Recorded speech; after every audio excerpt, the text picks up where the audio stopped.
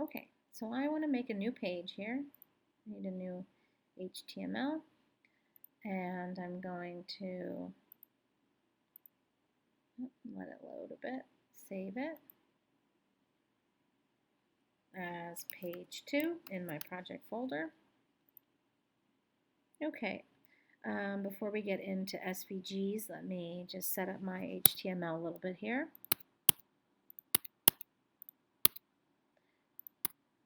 And I'm going to,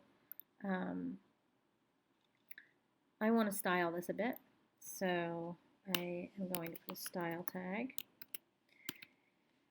And I found this nifty resource here, which is a CSS gradient resource, and this allows you to interactively create code in CSS to make gradients for different elements.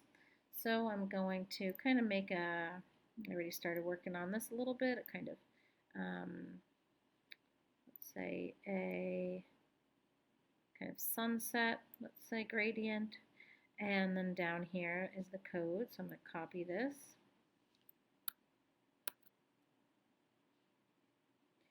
And go back to Dreamweaver, and on my style tag I'm going to style the body. And I'm going to paste that background in. Now that doesn't necessarily look like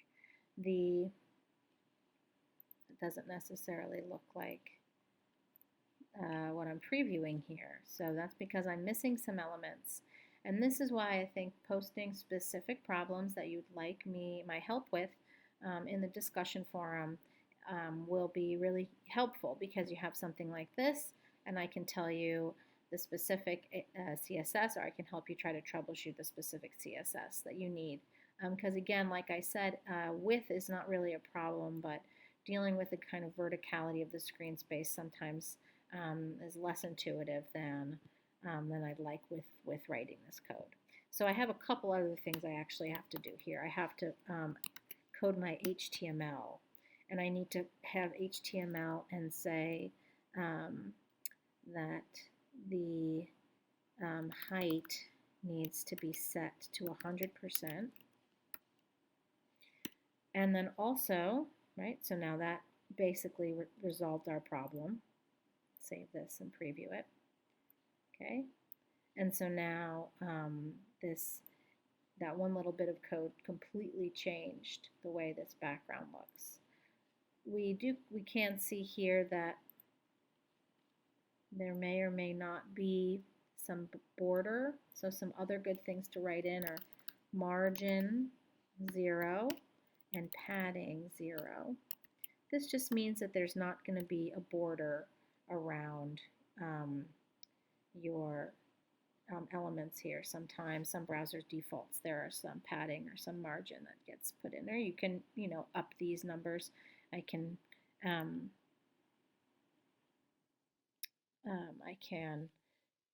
add margin or padding if I'd like to. Okay, so now I have this nice kind of gradient background. That's how you can add gradients. I can go in here and change any one of these values. So this says where it starts is at the top, right? And then it goes, so it starts at the top and then it's 180 degree. Let's get rid of this and see what happens. Right, so that's the standard. But if I said 90 degrees, 90 degrees, DEG, maybe it's a comma missing. Oh, not there. 90 degrees, and now I have a horizontal gradient.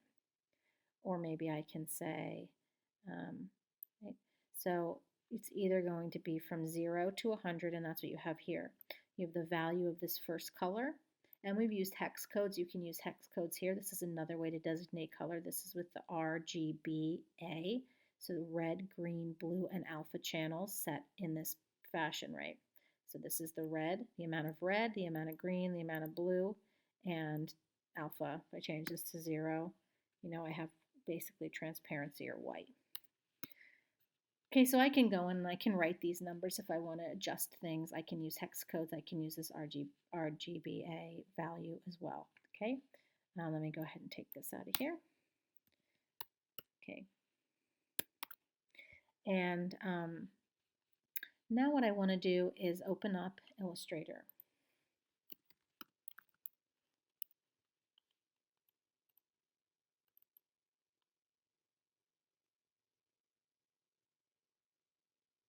In order to create my scalable vector graphics.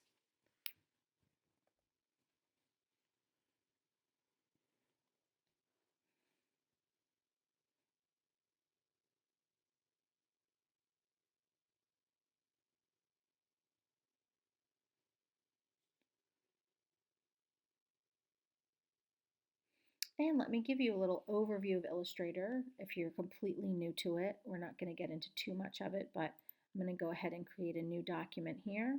And it doesn't necessarily matter what the document size is, but the first box you will get gives you a height and a width. And I just use this kind of standard common web browser artboard. And we just want to make sure that we have pixels, RGB color, one artboard is enough, and then you can set the width and the height. It could be important to set the width and the height, potentially if you're, as we get more into CSS and coding, some of those like the height specifications for certain areas and stuff like that. But I'm going to go ahead and create this. And so here we are in Illustrator, and I have a number of tools on the side here. If you hover over any of them, it will tell you what it does, but the main ones that are important are the pen tool, and then we have the selection tool and the direct selection tool. So the pen tool allows me to use make Bezier curves. And what happens when I click and drag is that I have these handles, and these handles will define how the curve looks. And that's if I click and drag, that's how I make a very smooth kind of curve. Let me try to scroll over a bit.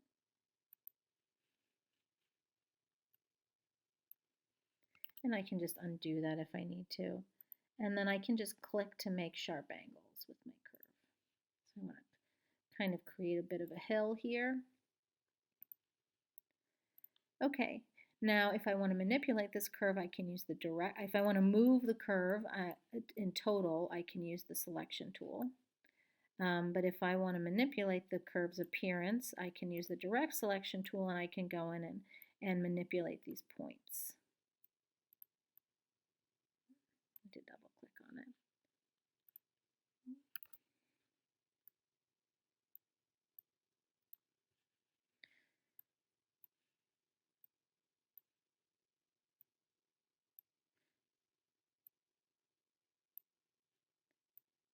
And now I can go in and maybe manipulate it further so that it's giving me the shape I want. I think that looks pretty good. Okay, so I have a kind of curve shape. Now, working with vectors is different than working with pixels. Vectors are just coordinates in space. They're not, color values within a grid of pixels at a particular resolution.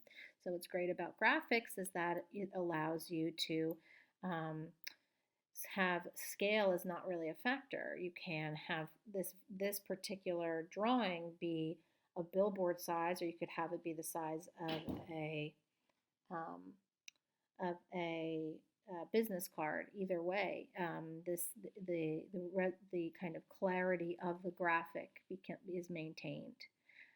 So what are some other things that I have here? This is really important. This is the stroke value, and I can say 0 stroke. I do have to use my direct selection to select this little mountain that I've made. And so I'm going to turn off the fill there, and then I can choose a color value for my fill instead of, so this is the stroke and this is the fill.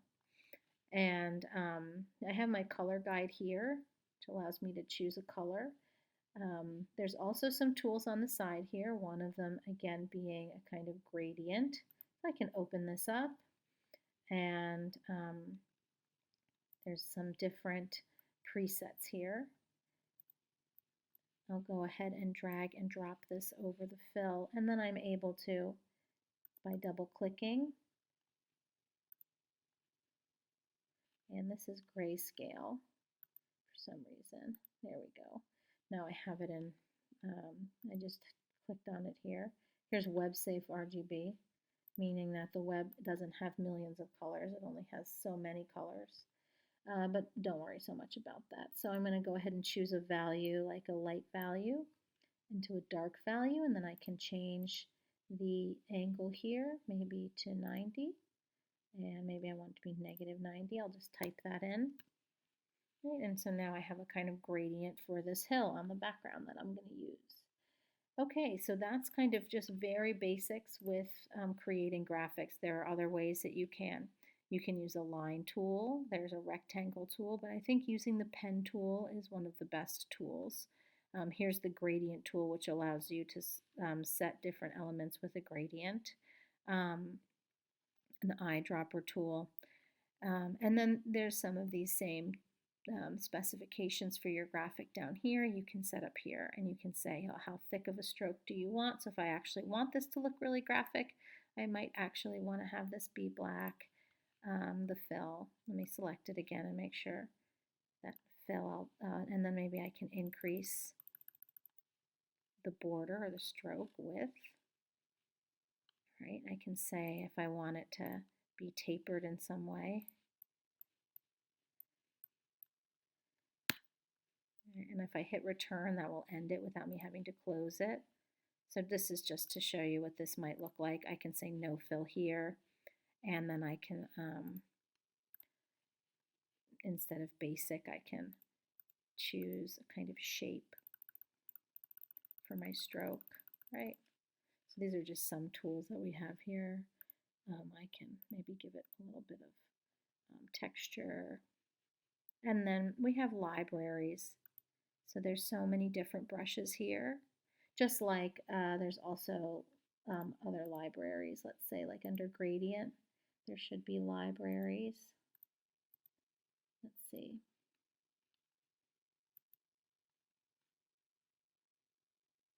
These are just swatches. So I can add this to the swatches if I want.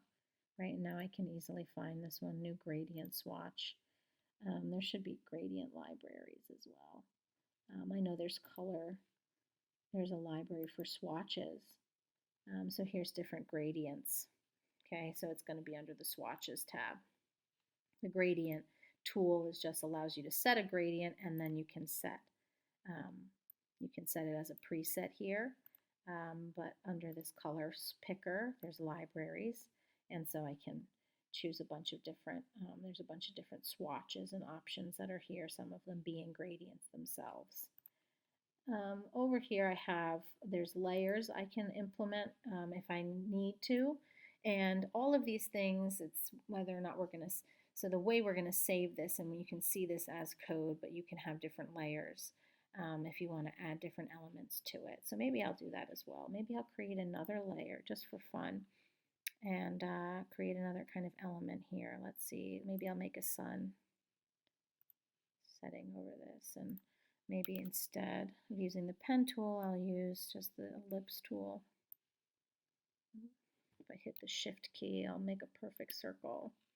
And maybe I want layer 2 to go under layer 1. And I want this element to be, obviously kind of yellow. Maybe I want this to also be a gradient. And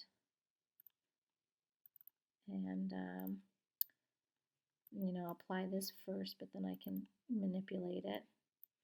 Maybe I want, let me get rid of that, I can just drag it off. I want a kind of yellow to white, and I don't want it linear, I want it to be radial. Okay, so now I have something that looks kind of like a sun, perhaps. And in this case, I do want to make sure, okay, cool, that might work. Actually, I want these to be reversed. I want the white in the center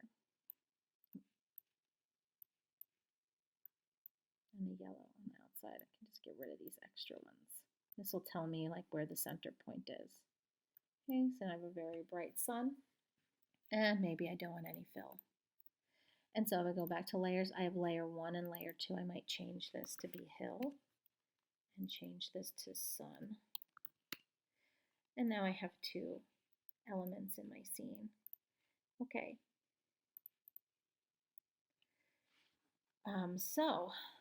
Let's see, anything else with Illustrator that I do want to show you? There are under objects some different elements here where you can you can take a path and you can outline it. So you might want to look at what some of these options are. I'm pretty sure with Illustrator we also have Illustrator Support Center and Help. There might also be two different tutorials that can give you more information about using this program. But it's pretty simple, and I think for our purposes I'm just going to create these two graphics, and you can do a lot just with the pen tool. Maybe one thing I do want to show you with the pen tool, if you click this little click and hold, there are some different elements here. So we have the pen tool, but let's say within this ellipse, right, I want to maybe, I mean, it wouldn't make sense as a sun, but yeah, maybe I want to like add an anchor point right here. Okay, now I can do that. I can just add an anchor point here at this intersection and add an anchor point maybe at that intersection. And then I can pull this anchor point up and, go back here and I can say delete anchor points. So I can delete this one and delete that one, right? So now I have this, the sun isn't a full circle any longer. It's just this particular shape now. Maybe I want to do something like that. This convert anchor point tool will convert a curve, Bezier curve, into an angular, and then vice versa. If I click it again, or maybe it just does it once. So I click and hold, and that's it. Click and hold, and my handles come back. Click it once, and it gets rid of the handles. Okay, so now what I want to do is save this out. So I want to select my objects here, and I'm going to say File, Export, and I'm going to say Export As. And then I'm going to export it as an SVG, and I'm going to say Landscape. And I can save this. Maybe I'll save it under my Images folder for that, for my project folder.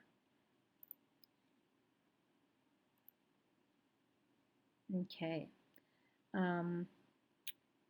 And I can say Show Code here. And now you'll see the code for my SVG, because a scalable vector graphic is made through code. All of it is, right? These are computer programs, so it's all code, but it's actually quite a bit of CSS. You can see here we have style tags, right? And it all is wrapped in an SVG tag. So a lot of the syntax, a lot of the elements here are similar to HTML. So what I can do is I can copy all this code and paste it directly into my HTML if I'd like. But for now, and I just want to go do this one more time because I want to show you something else. I don't want to save it. I want to export it, export as, and I want to make sure I'm not using artboards. Okay, I don't want that selected. I don't need the size of the board to be maintained in my code. I just want the graphics. So I'll go ahead and again save this as an SVG, and I said it was landscape, right? Landscape, save it. Okay. When we come back, I'll bring this into Dreamweaver.